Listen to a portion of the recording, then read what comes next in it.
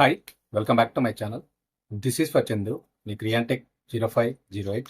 So ఈరోజు మీరు తమిళ చూసారు కదా. మనకైతే తెలంగాణలో టీజీపీఎస్సీ ఓటీఆర్ మనకు న్యూ రిజిస్ట్రేషన్, అదేవిధంగా ఎడిట్ ఆప్షన్ అంటే ఆల్రెడీ అప్డేట్ చేసుకుంటున్నారు. సో దీనికి సంబంధించినటువంటి ఇప్పుడు ఇదే జరుగుతూ ఉంది. సో మనకు టైం కూడా February 25th వరకే ఉంది. సో ఈ యొక్క న్యూ రిజిస్ట్రేషన్ కానీ అప్డేట్ చేసే విధానంలో మనం చెయ్యకూడని మిస్టేక్స్ ఏంటి, అంటే మనం ఏం మిస్టేక్స్ చేయకూడదు, ఫర్దర్గా మనం ఇబ్బంది పడకూడదు అంటే వాటి గురించి నేను ఎక్స్ప్లెయిన్ చేయబోతున్నాను. తమ్నేల్ కూడా అదే ఉంది. అంటే మేజర్గా ఆ మిస్టేక్స్ చేయొద్దు, మళ్ళీ మనకు ఎడిట్ ఆప్షన్ ఇవ్వకపోవచ్చు వాటికి.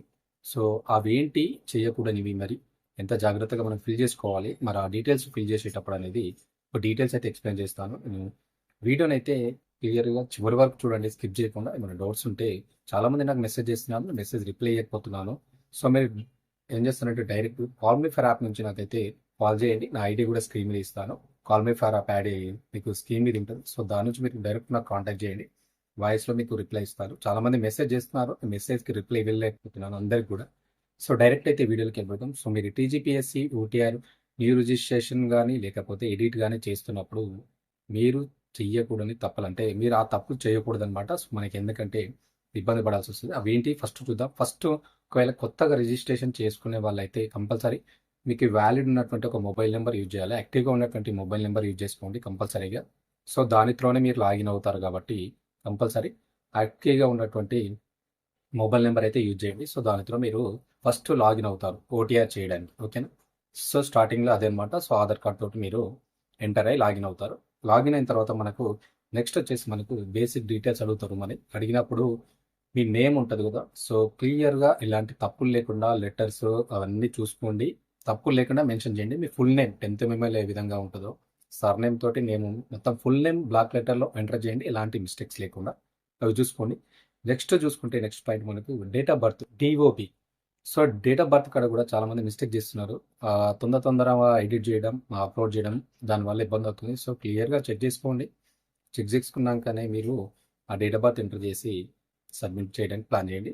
నెక్స్ట్ చూసుకుంటే మూడో పాయింట్ వచ్చేసి మనకు మీకు ఎడ్యుకేషన్ డీటెయిల్స్ అడుగుతారు. ఎడ్యుకేషన్ డీటెయిల్స్కి వచ్చేసరికి మీరు క్లియర్గా చెక్ చేసుకోండి. ఫస్ట్ నుంచి 10th వరకు మీ యొక్క సర్టిఫికేట్లని దగ్గర పెట్టుకొని చెక్ చేసుకోండి.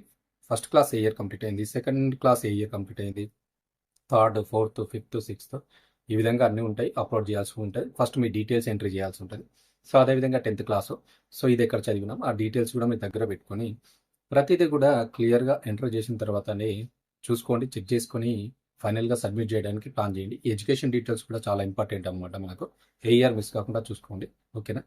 నెక్స్ట్ చూసుకుంటే మనకు ఇవన్నీ అయిపోయిన తర్వాత, ఎడ్యుకేషన్ అయిపోయిన తర్వాత మీరు అడిషనల్ క్వాలిఫికేషన్స్ ఉన్నా కూడా వాటిని కూడా క్లియర్గా వ్యాలిడ్గా ఉన్నటువంటి ఏమైనా ఉంటే ఎంటర్ చేస్తే వాటికి సంబంధించి కూడా డాక్యుమెంట్స్ ఎంటర్ చేయాల్సి ఉంటుంది, అంటే అప్లోడ్ చేయాల్సి ఉంటుంది. కాబట్టి చూసుకొని మీకు క్వాలిఫికేషన్ కంప్లీట్గా ఉంది, నీ చేతిలో మెమో ఉందనుకుంటేనే అది ఎంటర్ చేయండి. సో మెయిన్గా ఇక్కడ గుర్తుపెట్టుకోండి, డేట్ ఆఫ్ బర్త్ తప్పుగా ఎంటర్ చేసినా కానీ ఇది ఇబ్బంది అవుతుంది. మళ్ళీ అప్డేట్ ఇవ్వకపోవచ్చు. అదేవిధంగా మీ నేమ్ కూడా కరెక్షన్ చేయడానికి ఉండకపోతుండొచ్చు. సో కరెక్ట్గా క్లియర్గా 10th మెమోలో ఏ విధంగా ఉందో అదే నేమ్ ఎంటర్ చేయడానికి అయితే చూసుకోండి. నెక్స్ట్ చూసుకుంటే మనకి ఇక్కడ నెక్స్ట్ మనకు ఈ యొక్క ఎడ్యుకేషన్ క్వాలిఫికేషన్స్ అయిపోయిన తర్వాత ఫైనల్గా మనకు మన యొక్క క్యాస్ట్ వస్తుంది. క్యాస్ట్ కాడ కూడా క్లియర్గా చూసుకోండి. మీరు బీసీనా, ఎస్సీనా, ఎస్టీనా, ఇది ఉంటుంది, ఓసీనా అని అడుగుతారు. సో మీ క్యాస్ట్ ఏదైతే అది టిక్ చేయండి. దానికి సంబంధించినటువంటి సబ్ క్యాస్ట్ కూడా అడుగుతారు కాబట్టి అది మీ ఎంటర్ చేయండి. ఎంటర్ చేసిన తర్వాత మీ యొక్క బీసీ క్యాస్ట్ మేము అప్లోడ్ చేయాలి. దానికి సంబంధించినటువంటి క్యాస్ట్ సర్టిఫికేట్ నెంబర్ కూడా అడుగుతారు అక్కడ. మీ యొక్క క్యాస్ట్ సర్టిఫికేట్ పైన పక్కన మీ సేవ నుంచి వచ్చినటువంటి ఒక నెంబర్ ఉంటుంది, అది ఎంటర్ చేయాలి. అది అక్కడ గుర్తుపెట్టుకోండి. ఇక్కడ క్యాస్ట్ మెయిన్ ఇంపార్టెంట్. క్యాస్ట్ ఇక్కడ కూడా ఎలాంటి తప్పు లేకుండా చూసుకోండి, ఓకేనా. మీ క్యాస్ట్ ఏది ఉందో అది క్లియర్గా టిక్ చేసుకుని రాసిన తర్వాత చెక్ చేసుకోండి. అదే డాక్యుమెంట్ను అప్లోడ్ చేయండి. అది కూడా 2014 తర్వాత వచ్చినటువంటి బీసీ క్యాస్ట్నే అప్లోడ్ చేయాలి. అదేవిధంగా ఎస్సీ వాళ్ళు అయితే కొత్తగా ఇప్పుడు వర్గీకరణ జరిగింది మనకు. ఇప్పుడు కొత్తగా తీసుకోండి, ఎస్సీలో ఏబీసీ వర్గీకరణ అయింది. సో ఆ డాక్యుమెంట్ అప్లోడ్ చేయాల్సి ఉంటుంది. ఎందుకంటే ఇవన్నీ కూడా రిజర్వేషన్ పర్పస్లో మీకు ఉపయోగపడుతుంది, రేపు జాబ్ పర్పస్లో అనమాట. సో ఒకసారి ఎంటర్ చేసిన తర్వాత అప్డేట్ ఇవ్వచ్చు, ఇవ్వకపోవచ్చు, ఓకేనా. సో కాబట్టి మస్ట్ అండ్ షుడ్ ఇంపార్టెంట్ అనమాట మనకు. ఎడ్యుకేషన్ క్వాలిఫికేషన్స్ అవి కూడా మనకి ఇంపార్టెంటే, యాజ్ వెల్ యాజ్గా యొక్క క్యాస్ట్ ఆప్షన్ కాడ కూడా చాలా క్లియర్గా మంచిగా చూసి అప్లికేషన్ అయితే చేయడానికి ట్రై చేయండి. ఎస్టీ వాళ్ళు, ఎస్సీ వాళ్ళకైతే కొత్త క్యాస్ట్ సర్టిఫికేట్ ఉంటుంది. బీసీ వాళ్ళైతే బీసీ క్యాస్ట్ 2014 తర్వాత తీసుకున్నది తెలంగాణది. అదేవిధంగా నాన్ క్రీమ్ లేయర్ ఉంటుంది. సో అదొకటి చూసుకొని అప్లోడ్ చేయండి. ఎన్సీఎల్ అంటే ఎవ్రీ ఇయర్ అప్లోడ్ చేస్తాం. అప్డేట్గా ఆప్షన్ ఇస్తుండొచ్చు. ఫైనాన్షియల్ ఇయర్ కాబట్టి ఎవ్రీ ఇయర్ అది ఇస్తారు. బట్ మిగతా అయితే చూసుకోండి. బీసీ చెక్ చేసుకునేటప్పుడు క్యాస్ట్ టిక్ చేసుకునేటప్పుడు అయితే క్లియర్గా ఎస్సీనా ఎస్టీనా బీసీనా అది టిక్ చేసి పెట్టుకోండి క్లియర్గా. ఓకేనా. నెక్స్ట్ చూసుకుంటే మనకి ఇక్కడ ఫైనల్గా మీరైతే ప్రతి ఒక్క ఆప్షన్ కూడా క్లియర్గా చెక్ చేసుకొని పెట్టండి. మనకి నేషనాలిటీ కావచ్చు, మీ యొక్క మెయిల్ ఐడీస్ కావచ్చు, మీ యొక్క అడ్రస్, పర్మనెంట్ అడ్రస్ కూడా అడుగుతారు. సో అక్కడ కూడా క్లియర్గా మీ అడ్రస్ని, హౌస్ నెంబరు, మీ విలేజ్, కాలనీ ఉంటే కాలనీ, మండలు, డిస్టిక్, స్టేట్, పిన్ కోడ్తో సహా ఎంటర్ చేయండి. కొందరికి పర్మనెంట్ అడ్రస్ వేరే ఉంటుంది, ప్రజెంట్ అడ్రస్ వేరే ఉంటుంది. సో ఇద్దరికి పర్మనెంట్, ప్రజెంట్ రెండు కూడా ఒకటే ఉంటాయి. సో అది మీకు ఎలా ఉందో అలా చూస్ చేసుకొని అది పెట్టడానికి అయితే ప్లాన్ చేయండి. ఓకేనా. సో నెక్స్ట్ చూసుకుంటే మనకి ఇక్కడ ఫైనల్గా అయితే మీ యొక్క డాక్యుమెంట్స్ అప్లోడ్ చేసేటప్పుడు ఒకసారి చెక్ చేసుకొని అప్లోడ్ చేయండి. చాలామంది కూడా మిస్టేక్ చేస్తున్నారు. నేను కొత్త క్యాస్ట్ అప్లోడ్ చేయబోయి పాత క్యాస్ట్ అప్లోడ్ చేశాను అని కొందరు మెసేజ్లు పెడుతున్నారు. సో క్లియర్గా చెక్ చేసుకోండి. ఎక్కడ ఏ ఆప్షన్లో ఏ డాక్యుమెంట్ అప్లోడ్ చేయమంటున్నారో అప్లోడ్ చేసిన తర్వాత మీరు చూసుకోండి. ఫైనల్గా మనకి ఇది ప్రివ్యూ కూడా లాస్ట్లో అడుగుతారు. ఆ ప్రివ్యూకి ముందు కూడా డిక్లరేషన్ కూడా అడుగుతారు. మీరు పైన ఇచ్చినటువంటి డీటెయిల్స్ కూడా కరెక్టేనా, ఏమైనా మిస్టేక్స్ ఉన్నాయా, ఇది నువ్వే ఇచ్చినావా, డిక్లరేషన్ అడుగుతారు. నువ్వే రాసి ఫిల్ చేసి ఇచ్చిన డీటెయిల్స్ కరెక్టే కదా అని డిక్లరేషన్ కూడా టిక్ చేయాల్సి ఉంటుంది.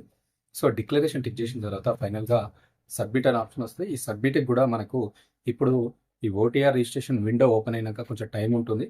మేబీ 30 minutes అనుకుంటా ఐ థింక్. సో ఈ 30 minutes వరకే మీరు ఈ ఓటీఆర్ రిజిస్ట్రేషన్ అనేది కంప్లీట్ చేయాలి. అది న్యూ రిజిస్ట్రేషన్ అయినా, ఎడిట్ ఆప్షన్ అయినా, అంటే అప్డేట్ అయినా ఇన్ టైం ఆ టైంలోపే కంప్లీట్ చేయాలి. ముందు చేసినా కానీ మీకు అప్లికేషన్ అయితే సబ్మిట్ అవ్వదు. చూసుకోండి, అది టైం పడుతుంది.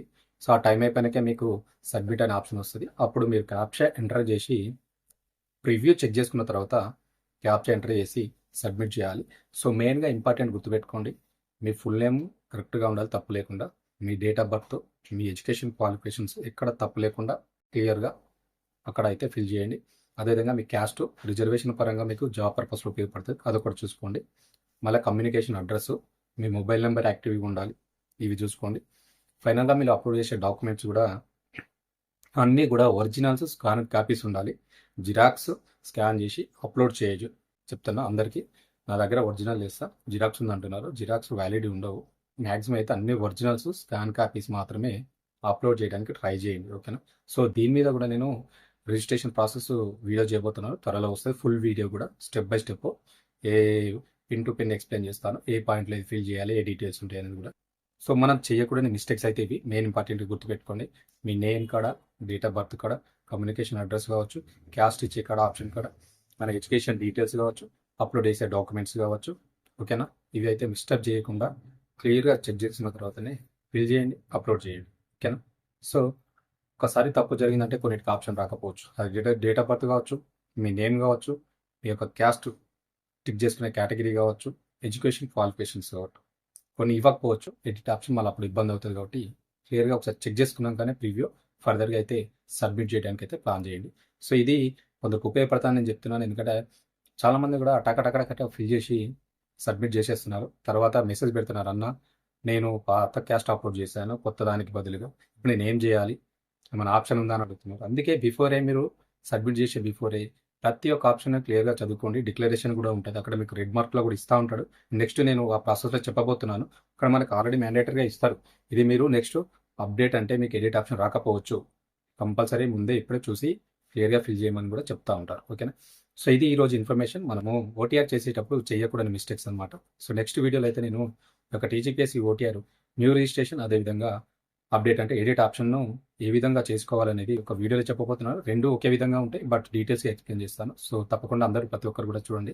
ఈ వీడియోని అయితే ప్రతి ఒక్కరికి షేర్ చేయండి. ఇన్ఫర్మేషన్ వీడియో నచ్చితే కంపల్సరీ లైక్ చేయండి, షేర్ చేయండి, సబ్స్క్రైబ్ చేసుకున్న ఛానల్ని సపోర్ట్ చేయండి. అందరికీ నా రిక్వెస్ట్ ఏంటంటే చాలామంది మెసేజ్ పెడుతున్నారు, మెసేజ్కి రిప్లై ఇవ్వకపోతున్నాను నేను. So compulsory call me for app ఉంటుంది నా ఐడి.